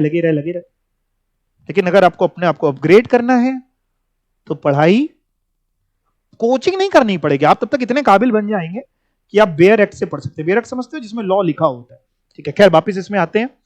और रेवेन्यू में ये समझा रहा था, रेवेन्यू रिसिट को एक्चुअल कैश रिसिट से इक्वेट नहीं करते। देखो, एक्रूवल बेसिस और कैश बेसिस ऑफ अकाउंटिंग दो होते हैं। कैश बेसिस ऑफ अकाउंटिंग में हम क्या करते हैं, जब पैसा आता है या पैसा जाता है तभी जर्नल एंट्री पास करते हैं। जैसे हमने अगर माल उधार में बेचा और cash basis of accounting follow कर रहे हैं तो एंट्री करते ही नहीं है। आज माल अगर गुड्स उधार में बेचे, cash basis of accounting follow कर रहे हैं तो आज एंट्री करेंगे ही नहीं। एंट्री कब करेंगे, जब पैसा मिलेगा। बट इसमें एक ड्रॉबैक क्या होता है, आज हमने माल उधार में बेचा, एंट्री करी नहीं, हो सकता है बाद में भूल ही जाए, पैसा भी लेना है। इसलिए ज्यादा अच्छा कॉन्सेप्ट माना जाता है एक्रूवल बेसिस को। एक्रूवल बेसिस कहता है कि as and when due, as and when accrued, आप बुक कर लो। आज माल बेचा, वो कह रहे सर 2 महीने बाद पैसा दे देंगे। हमने कहा सर आप तो रूटीन कस्टमर है, कोई ऐसी बात नहीं सर, आप ले जाइए। तो क्या आज हम सेल की एंट्री बुक करें या ना करें? बिल्कुल करेंगे। Debtor account debit to sale, जो भी डेटर का नाम है राम है तो राम टू सेल, ये एक्रूवल बेसिस है। यानी एक्चुअल कैश जो मिला और जो सेल हुई, रेवेन्यू जो रिकॉग्नाइज हुआ, क्या दोनों एक ही चीज होती है? Answer is no. रेवेन्यू तो जो रिकॉग्नाइज हो रहा है तो वो नगद सेल का भी हो सकता है, उधार की सेल का भी हो सकता है। तभी कह रहे हैं रेवेन्यू रिसिट को आप इससे इक्वेट मत करना। आप ये ना सोचना कि रेवेन्यू रिसिट और एक्चुअल कैश जो मिला ये दोनों एक ही होता है। नहीं, रेवेन्यू रिसिट हम उसको भी कह रहे हैं जो हो सकता है ड्यू हो गया लेकिन अभी मिला ना हो, ठीक है। और कहां ले जाते हैं रेवेन्यू रिसिट को? पीएनएल। अब मैं आपको एक इलस्ट्रेशन पे लेके चल रहा हूं, स्टेट विथ रीजन कि whether following below items relating to business of AB limited are capital या रेवेन्यू रिसिट। आंसर मत देखिएगा प्लीज। पहला, a machine with a book value of 10 lakh is sold for 12 lakh. अब देखो, थियोरेटिकल क्वेश्चन तो बन ही सकता है कि एक मशीन जिसकी बुक वैल्यू 10 लाख थी बिक गई 12 लाख। प्रैक्टिकल हो सकता है बिक जाए लेकिन थोड़े चांसेस कम होते हैं। तो 12 लाख आज हमें मिला, रिसिट है पहले तो, एक्सपेंडिचर तो है नहीं। कैपिटल और रेवेन्यू, कैपिटल रिसिट। हाँ, इसमें जो प्रॉफिट हमको दिख रहा है, कितना दिख रहा है प्रॉफिट? 2 लाख का, ये हम पीएनएल में ले जाएंगे। आंसर पढ़ लें अगर पहले का, the amount of 12 lakh is a capital receipt, there is a profit on sale of the machine to the extent of 2 lakh. आगे लिखना चाहें तो आप लिख सकते हैं, which is to be credited to profit and loss account. Second, premium amounting to rupees 1 lakh received on issue of share. थोड़ा बहुत आप शायद जानते हो, जब शेयर इश्यू करती है कंपनी तो या तो पार पे करती है, फेस वैल्यू 10 रुपए का 10 ही रुपए पे, या प्रीमियम पे करती है 10 रुपए का तो 12 रुपए पे, या डिस्काउंट तो मना हो गया कंपनी एक्ट 2013, बिल्कुल आप ठीक बोल रहे हैं, नहीं कर सकते। तो प्रीमियम मतलब 10 रुपए की फेस वैल्यू का शेयर कंपनी 12, 15, 20 पे कर रही है, तो अच्छी कंपनियां प्रीमियम पे इशू करती हैं। तो जो प्रीमियम का पैसा मिलता है, जिसको आप बचपन में एसपीआर बोलते हो, या सिक्योरिटी प्रीमियम या सिक्योरिटी प्रीमियम रिजर्व, ये हर बार मिलता रहता है। रेवेन्यू रिसिट है कि कैपिटल रिसिट है? कैपिटल रिसिट है, ठीक है। तो premium receipt on issue of share is an example of capital receipt. नीचे आंसर पढ़ा मैंने, कैपिटल रिसिट। तीसरा ऊपर question, an amount of 20,000 received from goods sold in cash, revenue receipt है। Amount received from cash sale is a revenue receipt. चौथा, an amount of 5 lakh received on the maturity of fixed deposit from a bank, capital asset. Also an interest of 40,000 was received in addition to the maturity amount. 5 lakh के अलावा 40,000 और मिला है, ये ब्याज जो है वो रेवेन्यू रिसिट। आंसर पढ़ लें, amount received on maturity of the fixed deposit is the recovery of the deposit amount and is a capital asset. Interest income is an example of revenue receipt. अगला question पे चलें। Good Pictures Limited construct a cinema house and incur the following expenditure during the first year ending 31 March 2022। क्या? Second hand furniture worth rupees, question तो समझ में आ गया क्या है? गुड पिक्चर लिमिटेड एक सिनेमा हाउस बनवा रही है, कंस्ट्रक्ट कर रही है, और इसने ये खर्चे किए हैं पहले साल में, ड्यूरिंग द फर्स्ट ईयर, पहले साल में। क्या? सेकेंड हैंड फर्नीचर खरीदा वर्थ ₹9,000, रीपेंटिंग करा दी फर्नीचर की, सुंदर दिखे, 1,000 का खर्चा आया। फर्नीचर को इंस्टॉल करा दिया, अपना ही वर्कमैन लगा के उसको 200 रुपए की वेजेस दे दी। बताओ इसमें से कौन कौन सा कैपिटल एक्सपेंडिचर, कौन सा रेवेन्यू? पूरा कैपिटल। Are you sure? बिल्कुल ठीक, आप कह रहे हैं पूरा कैपिटल एक्सपेंडिचर होगा, यानी 9,000 plus 1,000 plus 2,200 that is 10,200। Answer आपको पढ़ना हो तो पहले का मैं पढ़ा सकता हूं आपको। The total cost of furniture should be treated as 10,200. That is all the पूरा furniture इसी से capitalize होगा. All the amounts mentioned above should be capitalized. आप समझ गए, ठीक है, आगे चलते हैं, कैपिटल होगा। Second, expenses in connection with obtaining a license for running the cinema worth ₹20,000. इतना में क्या समझ आ रहा है? ये कौन सा है? लाइसेंस लिया है ताकि सिनेमा दिखा पाए, कैपिटल। क्या ऐसे नहीं दिखा सकते? मान लो हमने सोचा कि हम यहीं प्रोजेक्टर पे मूवीज दिखाया करेंगे, पायरेटेड सीडी खरीद लाए, या पहले पायरेटेड सीडी होती तब तो डाउनलोड हो जाती है ना, डाउनलोड करके दिखा सकते हैं क्या? लीगली ऐसे नहीं दिखा सकते, लाइसेंस चाहिए। तो लाइसेंस, ये कौन सा खर्चा है? Capital. During the course of the year the cinema company was fined ₹1,000 for contravening rule. Cinema company ने कोई रूल तोड़े होंगे, 1,000 का फाइन लगा। रेवेन्यू और कैपिटल? रेवेन्यू। आमतौर पे इस पे कोई कैपिटल तो हम क्या ही करेंगे, एंड्यूरिंग बेनिफिट मिलेगा, ये मिलेगा, वो मिलेगा। तो कोई रूल तोड़ा होगा, हो सकता है वो पानी ना दे रहा हूं पीने के लिए की बोतल ही खरीदी है सब 50 रुपए की, जबकि सुप्रीम कोर्ट का रूल है कि पानी का आपको लगाना पड़ेगा, और कोई पानी मांगेगा तो आपको उसको टैप वाटर देना पड़ेगा, और वाटर फिल्टर वाटर देना पड़ेगा। ये पता है आपको रूल है? नहीं पता है? अरे जाया करो, पानी अपनी बोतल घर से ले जाया करो, उसको भरवा लिया करो। और रिन्यूअल फी 2,000 की for next year also paid, अगले साल की रिन्यूअल फी। तो रिन्यूअल फी तो आमतौर पर हम हर साल देते रहेंगे। कैपिटल और रेवेन्यू? रेवेन्यू। तो ये 1,000 और 2,000 रेवेन्यू है, 20,000 कैपिटल है। आंसर पढ़ सकते हैं क्या इसका? केवल इतना देखिए, अगर license for running the cinema house is necessary, hence उसकी कॉस्ट कैपिटलाइज करें। लेकिन फाइन जो 1,000 रुपए का रेवेन्यू है, रिन्यूअल फी नेक्स्ट ईयर की आपने दी, रेवेन्यू एक्सपेंडिचर। लेकिन हाँ, एक बहुत बड़ी बात, अच्छी बात पकड़िए, नेक्स्ट ईयर की है तो आपके लिए अभी क्या है, वो प्रीपेड है, ठीक है ना, अगले साल पीएनएल में दिखाएंगे। ये लिखा था नेक्स्ट ईयर, तो अभी के लिए हम कह सकते हैं कि ये खर्चा ही नहीं है, अगले साल के लिए ये रेवेन्यू एक्सपेंडिचर है। हाँ, उसको प्रीपेड एक्सपेंस को तो बैलेंस शीट में दिखाते ना बेटा, पीएनएल में नहीं दिखाते। याद करो, प्रीपेड एक्सपेंस को जैसे प्रीपेड सैलरी हुआ करती थी, तो हम लोग जैसे जितनी सैलरी पे करी जब पीएनएल में लिखते थे, आपने याद हो, तो जैसे आपने टू सैलरी में लेस करते थे प्रीपेड सैलरी, याद है? क्लोजिंग प्रीपेड लेस करता था, ओपनिंग आउटस्टैंडिंग प्लस होता था, ऐसा कुछ याद आ रहा है? तो प्रीपेड हम इसलिए माइनस करते हैं, ओपनिंग आउटस्टैंडिंग माइनस होता है, क्लोजिंग आउटस्टैंडिंग प्लस होता है। प्रीपेड इसलिए क्योंकि इस साल का खर्चा ही नहीं, अगले साल का खर्चा, ठीक है। बाकी इसमें ना फाइनल अकाउंट्स का भी चैप्टर आएगा, जब मतलब इसमें नहीं, आप ही के फाउंडेशन में वो पढ़ेंगे। फायर इंश्योरेंस 1,000 रुपए was paid on 1 October 21 for 1 year.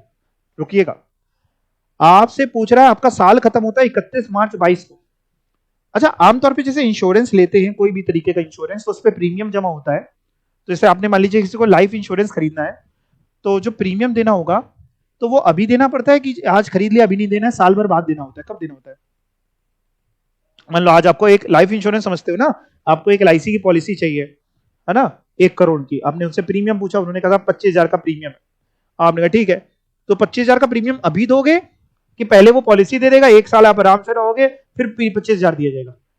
पहले 25,000 देना पड़ेगा, तब 1 साल चलाएगा। तो आमतौर पर ऐसा होता है, तो जब से लेते हो वहां से 1 साल शुरू होता है। अब कह रहे हैं साहब हमने फायर इंश्योरेंस कराया, फायर इंश्योरेंस की खुदा ना खास्ता अगर कोई हादसा हो गया, आग वाग लग गई, तो हमें पैसा मिलेगा, जिसके लिए हमने 1,000 रुपए दिए। और ये कराया कब? 1 अक्टूबर 21 को कराया, 1 साल का, मतलब ये वैलिड है। 1,000 रुपए 1 अक्टूबर 21 को दिए, तो ये 1 अक्टूबर 21 से 1 अक्टूबर यानी 10वां महीना 2021 से लेके 1 अक्टूबर 2022 तक वैलिड है। बट हम बात कर रहे हैं साहब 31 मार्च 22 की, तो 31 मार्च 22 का मतलब है कि इस साल अक्टूबर, नवंबर, दिसंबर, जनवरी, फरवरी, मार्च, 6 महीने का खर्चा इस साल का है, और 6 महीने का प्रीपेड है, अगले साल का है। तो 10,000 करें, 1,000 में 6 महीने का यानी आधा, 500 रुपए इस साल का है रेवेन्यू एक्सपेंडिचर, 500 अगले साल का है। आंसर पढ़ के देखते हैं। Half of the insurance premium pertain to the year beginning from 1st April 2021, hence such amount should be treated as prepaid expense। करा अगला, बाकी हाफ जो है वो 1 अप्रैल 21 का, बचा हुआ यहाँ का है। रिमेनिंग अमाउंट रेवेन्यू एक्सपेंडिचर है करंट ईयर का। बाकी टेम्परेरी हट से इनको बहुत लगा हुआ है आपके इंस्टीट्यूट को। Work constructed costing 1200, they were necessary for construction of cinema. बताओ क्या है? कैपिटल रेवेन्यू, ये तो आप पढ़ चुके हैं, ठीक है, कैपिटल है। अगला, हाँ, overhauling expenses 25,000 for the engine of a motor car to better. देख रहे हैं आप, एक इलस्ट्रेशन में भी रिपीट हो रहे हैं। बेटर फ्यूल एफिशिएंसी के लिए खर्चा हुआ, कैपिटल कैपिटल एक्सपेंडिचर होगा। ये पढ़िएगा घर पे पूरा answer. Inauguration expense of 25 lakh, income of opening of a new manufacturing unit in an existing business. Existing business है, एक नई मैन्युफैक्चरिंग यूनिट, हम एक और मैन्युफैक्चरिंग यूनिट के लिए हमने किसी को बुला लिया, माना जी को बुला लिया, उन्होंने फीता काटा, हमारा 25 लाख का चूना लग गया।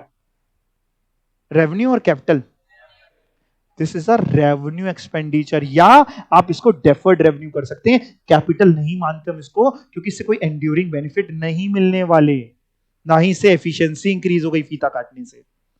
आप समझे मेरी बात को? पढ़ते इसका आंसर इंस्टीट्यूट क्या दे रहा है। Inauguration expenses incurred on opening of a new unit में हेल्प, हेल्प तो कर सकती है टू एक्सप्लोर मोर कस्टमर। जैसे अभी शॉपर स्टॉप में किसको, करिश्मा कपूर को बुलाया था ना शायद उन्होंने, तो हो सकता है लोग अट्रैक्ट हो जाए कि आ जाए वहां पे। लेकिन दिस एक्सपेंडिचर तब भी is in the nature of, ये सब सेलिब्रिटी जो आते पैसा लेते, पता है ना आपको, ये बिना पैसे के पिताजी को शक्ल ना दिखाएं। This expenditure is in the nature of revenue expenditure, as the expenditure may not generate any enduring benefit to the business over more than one accounting period. चलें आगे। तीसरा, compensation of 2.5 crore paid to workers who opted for voluntary retirement. Voluntary retirement क्या होता है? होता क्या है, देखो मैं बड़ा संक्षेप में आपको समझा दूं। जैसे मान लो अगर हमें अपने कंपनी में ना एम्प्लॉइज की छटनी करनी है, छटनी समझते हो, ले ऑफ करना है, हटाना है, तो अब मान लीजिए हमारे यहाँ 100 वर्कर्स काम करते हैं, हमें ना 80 की जरूरत है, 20 की जरूरत नहीं है। अब दिक्कत क्या होती है, अगर हम 20 अपनी मर्जी से हटा दें तो एक मन में डर होता है कि बाकी 80 को भी लगेगा कि जॉब इनसिक्योरिटी, कल को हमको भी हटाया जा सकता है।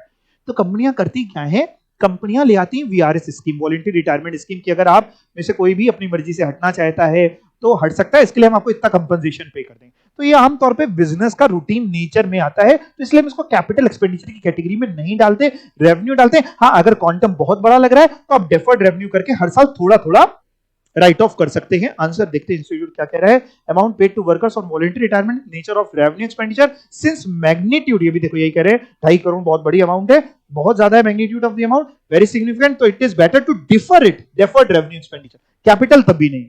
आप समझ रहे हैं, कोई ओवरऑल हमें कोई फायदा बहुत बड़ा तो नहीं मिलने वाला। और क्वेश्चंस हैं, एक और क्वेश्चन देखते हैं। Classify the following expenditure, capital और revenue. 10,000 spend is travelling expenses of the director on trips abroad for purchase of capital asset. बाहर गए हैं मशीन खरीदने, डायरेक्टर की ट्रैवलिंग में खर्चा हुआ, बाहर गए हैं, 10,000 रुपए का खर्चा हुआ क्योंकि मशीन खरीदनी थी, तो खरीदने पे जो ट्रैवलिंग का खर्चा हुआ, ये भी कैपिटल एक्सपेंडिचर, बिल्कुल ठीक। दूसरा, amount receive from trade receivable, trade receivable समझते हो, डेटर जिसको आप बोलते हैं, इसको माल बेचा था उससे पैसा मिला, रेवेन्यू क्या, पूरा बोलो, रिसीट्स है, ठीक है। Amount spend on demolition of building to construct a bigger building on the same site, पुरानी गिरवा करके बड़ी बना रहे हैं वहीं पे, कैपिटल है एक्सपेंडिचर, ठीक है ना। और insurance claim received on account of A machinery damage हो गई थी फायर से, कैपिटल एसेट हर साल तो मिलेगा नहीं।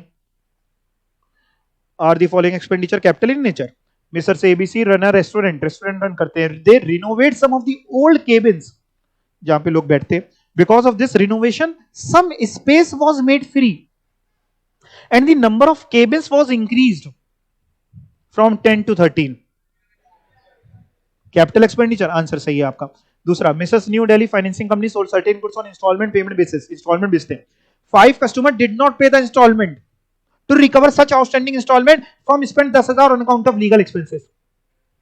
रेवेन्यू आमतौर पे व्यापार में तो ऐसा ही, अगर आप उसमें बेचते हो तो थोड़े बहुत तो होते होंगे, बड़े बड़े जितने भी होते हैं सबकी अपनी आपकी एक लीगल टीम होती है, तो वो तो हैंडल करेंगे, उस पर जो खर्चा है रेवेन्यू एक्सपेंडिचर ही। Messrs Bhallabh and company of Delhi purchase machinery for mister Shah and company of Ahmedabad, और भल्लभ ने स्पेंड करे 40,000 ट्रांसपोर्टेशन ऑफ मशीनरी पे, मशीन खरीदी है और ट्रांसपोर्टेशन में 40,000 का खर्चा हुआ है, बताओ कैपिटल, पुट टू यूज होने तक के सारे खर्चे कैपिटल है। और कोई एग्जांपल, बस खत्म। चाहो तो आप ट्रू फॉल्स और भी दिए हैं, करना चाहो तो कर सकते हो, बाकी तो घर पे तो करना ही है, घर पे ट्रू फॉल्स एमसीक्यू जो जो दिया हुआ करे सारे चैप्टर में सब किया करो, ठीक है, हमें सब कुछ चाहिए, अब आपके ऊपर आप कितना करके ला रहे हो। खैर देख लेते हैं एक बार, ट्रू फॉल्स देख सकते हैं, टाइम है हमारे पास। Nature of business is not an important criteria in separating an expenditure between capital and revenue, not an important criteria, बताओ यस और नो, ट्रू और फॉल्स। फॉल्स, इंपॉर्टेंट क्राइटेरिया तो है, अगर आपका फर्नीचर का व्यापार है तो फर्नीचर रेवेन्यू एक्सपेंडिचर है आपके लिए, और फर्नीचर का व्यापार नहीं है तो capital expenditure. Nature of business तो देखना ही है। Expenditure income for major repair of the asset so as to increase its productive capacities, revenue in nature, falls. ऊपर वाला क्या बताया था आप लोगों ने, फॉल्स। एक्सपेंड, है ना, फॉल्स था ऊपर वाला, not important. Amount spend is lower fee to, ये बार बार बताओ क्या, ट्रू और फॉल्स? तुम लोग पढ़ रहे हो कि मैं अपने लिए ही पढ़ रहा हूं? आप लोग पढ़ रहे हो ना, आप ही के पढ़ लो, पढ़ा ही जा रहा है। Amount spend for replacement of worn out part, मेरे हिसाब से तो सेम रिपीट मारे इन्होंने। फॉल्स। लीगल फीस, ट्रू और फॉल्स? अमाउंट स्पेंड फॉर, ये सेम करा है क्या, विच वर नेसेसरी फॉर, बताओ क्या? True. False falls falls falls, 4 falls 2 true, ऐसे याद करके जाते हो एग्जाम में है बेटा? बोलो 4 फॉल्स 2 ट्रू। एक्सप्लेनेशन पढ़ लेना घर पे, ताकि एग्जाम में अगर लिखने को आए तो आप ठीक ठीक लिखो, कुछ और ना समझाया ना उनको। मनी स्पेंड 10,000 ट्रैवलिंग एक्सपेंस है डायरेक्टर के ऑन ट्रिप, अभी तो आया था, बताओ कौन सा? एमसीक्यू है ये, A B C D, D तो वही नहीं, ए, ए, अब कैसे बुला के रहे, ए गंदी बात है, ऐसे नहीं बोलते। Amount of 5,000 spend as lawyer fee to defend a suit against, बार बार आ रहा, बताओ क्या है ये? बी। तो ये अगला वाला सी होगा। Entrance fees 2,000 by Ram and Shyam social club, ये जो क्लब वगैरह होते हैं ना, ये एक बार एंट्रेंस फीस लेते हैं, तो बहुत कम लिखी है, अब तो लाखों में लेने लग गए हैं। तो ये एक बार लेते हैं। रिसिट है पहले तो इनके लिए, रेवेन्यू रिसिट है कि कैपिटल रिसिट है? एंट्रेंस फीस हर बार नहीं ली जाती, कैपिटल रिसिट है। खैर इसका आंसर देखते हैं इंस्टीट्यूट ने क्या दिया है। अपना पहले का ए बी ए ही देना चाहिए, मैं चेक कर लेता हूँ एक बार, थर्ड का बाकी नहीं देखना, थर्ड का ए दिया है, ए बी ए अपना सही अभी तक, ठीक है। वापस चलो ऊपर, एंट्रेंस फीस है ना बेटा, अगर रिन्यूअल फीस होती तो रेवेन्यू रिसिट होती। सब्सिडी 40,000 की रिसीव हुई गवर्नमेंट के लिए for working capital, working capital क्या होती है? डे टू डे खर्चे के लिए गवर्नमेंट ने सब्सिडी दी है। सब्सिडी समझते हो क्या? सांप सीढ़ी नहीं, सब्सिडी क्या? पैसा दिया, फाइनेंशियल असिस्टेंस दिया। देखो इसमें भी एक बात समझना, अगर फाइनेंशियल असिस्टेंस देती है मशीन वगैरह खरीदने के लिए, तो कैपिटल एक्सपेंडिचर जिस चीज के लिए मिल रही है हम उससे रिलेट करते हैं। वर्किंग कैपिटल के लिए मिल रही है तो वर्किंग कैपिटल अपने आप में रेवेन्यू एक्सपेंडिचर, तो उसकी सब्सिडी भी रेवेन्यू एक्सपेंडिचर नहीं, मिली है, रिसिट है। इंश्योरेंस क्लेम अभी सीखा था, capital receipt. Interest on investment, revenue पक्का। Amount received from IDBI is a medium term loan for accumulating working capital, accumulating means arranging working capital की नीड को पूरा करने के लिए एक्यूमुलेटिंग कैपिटल, और लोन लिया है एक तरीके का। कैपिटल और रेवेन्यू, कितने लोग कैपिटल कह रहे हैं, रेवेन्यू कितने लोग कह रहे हैं? कैपिटल एक्सपेंडिचर है। Loan capital receipt, sorry, loan वगैरह लेते हैं ना तो कैपिटल रिसिट, लोन लिया, कैपिटल ली, capital receipt. Revenue from sale of product ordinarily is reported as part of the earning in the period in which, ये question क्या कह रहा है पहले मैं समझा दूं। कह रहा है revenue from sale of product, माल जब बेचते हैं उसका जो सेल की एंट्री करते हैं, ऑर्डिनरली आमतौर पे कब करते हैं? जब माल बेचते हैं उस समय, जब पैसा मिलता है उस समय, कि जब प्रोडक्ट बन के तैयार होता है उसी समय सेल की एंट्री पास कर देते हैं। जब सेल करते हैं आमतौर पे, भले ये भी पैसा मिला हो या ना मिला हो, तो आमतौर पे लोग एक्रूअल बेसिस पे ऐसे ही करते हैं। नाइन्थ वाला, if repair cost is 25,000, white wash expense 5,000, both these expense relate to presently use building, नई बिल्डिंग के लिए नहीं, प्रेजेंटली यूज बिल्डिंग के लिए 25,000 का हमने व्हाइट वॉश करा दिया, 5,000 थोड़ा टूट फूट थी वो सही करा दी, 25,000 की रिपेयर करा दी और 5,000 का व्हाइट वॉश करा दिया। Cost of extension of building is 2.5 lakh, extension means एक और फ्लोर बनवा दी, उस पर 2.5 लाख का खर्चा हुआ। And cost of improvement in electrical wiring system, electrical wiring system खराब हो गया तो उसको इंप्रूव कराया, इंप्रूवमेंट वर्ड यूज किया, मेंटेनेंस नहीं यूज किया। कह रहा है इसमें से कितना एक्सपेंस में ले जाना है, यानी कितना रेवेन्यू एक्सपेंडिचर है। Amount to be expense means जो रेवेन्यू होगा वही एक्सपेंस में जाता है पीएनएल में, बाकी तो कैपिटलाइज होता है। तो ये 25,000, 5,000, 2.5 लाख, 19,000, ये 4 खर्चे हुए हैं, कौन कौन सा रेवेन्यू एक्सपेंडिचर है? 30,000, यानी पहला 25,000 और 5,000 ये रेवेन्यू है, बाकी जो बिल्डिंग का एक्सटेंशन कराया है, इलेक्ट्रिकल वायरिंग सिस्टम को इंप्रूव कराया है, ये कैपिटल है, तो 30,000 इसका आंसर होना चाहिए। एक बार आपको आंसर चेक करने हैं तो कर सकते हैं हम लोग, नीचे से ऐसे पीछे चले, सी ए सी, तो सी ए सी और फिर बी ए बी, 6 से बी ए बी, सही है सब। हाँ, आप कोई डाउट है तो आप पूछ सकते हैं। तो बहुत ही अच्छा, बहुत ही मजेदार यूनिट थी ये, खत्म हो गई, अच्छे से इसको घर पे रिवाइज कर लीजिएगा, ठीक है? कोई डाउट है किसी को? हाँ बिल्डिंग है, एक मिनट रुक जाइए प्लीज, एक क्वेश्चन आ रहा है बता देते हैं। हाँ वो थोड़ी डिमोलिश हुई, हाँ बिल्कुल ठीक, वेरी गुड। मान लीजिए कि एक बिल्डिंग है फॉर एग्जांपल, है ना, और उसका एक फ्लोर तोड़वा दिया गया, दोबारा बनवा रहे। मान लो एक 5 माली की बिल्डिंग थी, उसका ग्राउंड फ्लोर खराब बना था, ग्राउंड फ्लोर को बिल्डोजर से उड़वा दिया गया फिर ग्राउंड फ्लोर दोबारा बना। इस एग्जांपल है, 5th फ्लोर या जो भी फ्लोर। तो ये उसका दोबारा बन रहा है, तो वो जो दोबारा बन रहा है वो कैपिटल एक्सपेंडिचर की रेवेन्यू एक्सपेंडिचर? आवाज नहीं आ रही, जो तेजी आवाज आएगी वो सही होगा, कैपिटल एक्सपेंडिचर है। और उसको डिमोलिश करने पे भी जो खर्चा आया वो भी कैपिटल एक्सपेंडिचर है। और कोई डाउट किसी को? आमतौर पे छोटा मोटा रिनोवेशन अगर आप करा रहे हैं तो क्या लगता है आप लोगों को कौन सा खर्चा होना चाहिए? रेवेन्यू एक्सपेंडिचर होना चाहिए। अगेन डिपेंड करेगा प्रैक्टिकल लाइफ में बहुत सारे फैक्टर्स पे देखते हुए किस तरीके का खर्चा है, कितना मैग्नीट्यूड है, कब कब कराया जाता है, उससे क्या फायदा मिल रहा है क्या नहीं मिल रहा है। मान लो आपने रिनोवेशन करा करके एक जो 100 पीस रखा हुआ था उसको चेंज करा के दूसरा रख दिया, तो वो रेवेन्यू एक्सपेंडिचर कैटेगरी में आएगा। आपने कर्टेन चेंज करा दिए, रेवेन्यू एक्सपेंडिचर कैटेगरी में आएगा। ठीक है, और कोई डाउट किसी को? नहीं? जाने के लिए आप लोग बिल्कुल तैयार हैं? चलिए, थैंक यू सो मच।